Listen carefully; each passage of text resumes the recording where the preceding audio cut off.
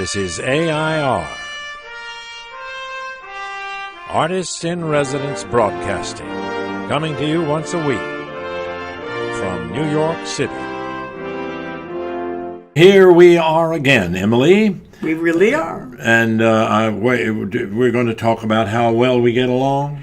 I want to talk about compatibility and incompatibility. Oh, dear. Well, we got a lot to talk about. Well, are we similar or are we dissimilar? We're dissimilar. You're a woman and I'm a man. And well, we also have tremendous differences in background. You're a Southern Baptist. That's right. And I am connected to a family that's Jewish, though I was not brought up Jewish. I was brought up as an agnostic. Well, there you go. You see, that's different. We're totally different. And you're an actor. And you're a dancer. dancer. I was a dancer. And you're a writer.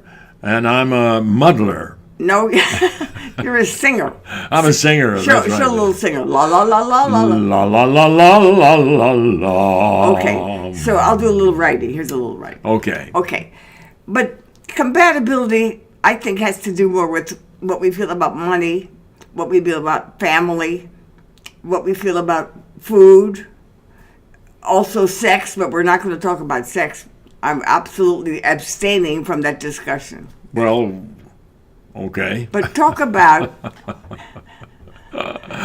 Listen, I think that we are in many ways not similar, but in fact we are very different in the way we think, the way we look, the way we feel and emotionalize, and even our likes and dislikes are different, but we fit together. What makes us fit? Compatibility. But it's not even compatibility. It's just that we are Jack Sprat and what's Jack his wife? Sprat could eat no fat. His wife could eat no... Does anybody ever know what her name is? Mrs. Sprat? Emily. Her name is Emily. Emily Sprat? Emily Sprat. So why do we fit together? Because we complement each other, and a compliment is when you have an angle that is like 45 degrees, and the other one has another angle. See, that's already a difference. John is going into blah blah blah. Angle that. That's right. I go right to the point. But my mind goes fast, and I jump to conclusions, and they're emotional. And John thinks in terms of logical construct. He builds ideas like this. So, for instance, we just got this computer. Yes. This is a bewildering computer. We sat down and we made a video, and we're barely on top of what's involved technically. How many hours do you think we spent on the telephone talking to experts? John did it. And John's inchworm. John is an inchworm. Inchworm, that's a good song. Yes. Do you remember that song? You're the rabbit and I'm the turtle.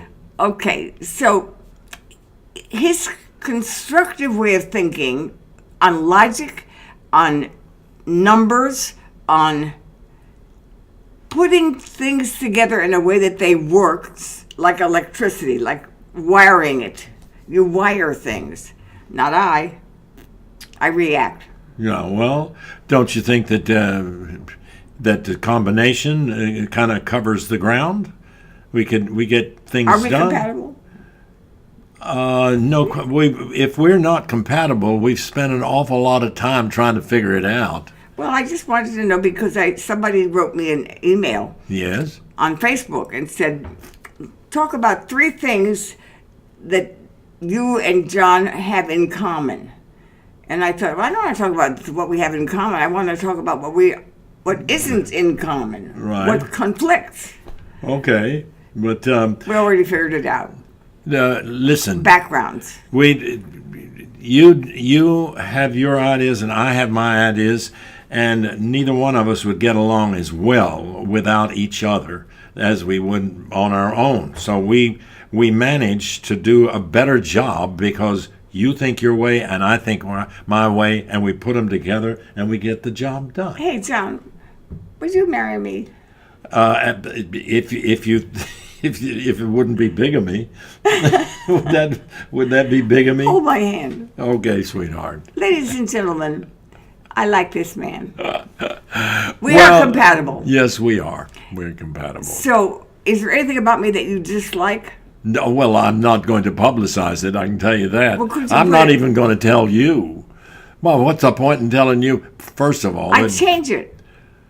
No. Well, the point is, if there's something about you I dislike, that may not be the same case tomorrow. Okay. So why would I want you to change if I'd be dissatisfied? Ladies and gentlemen, to hear him, the logic behind it.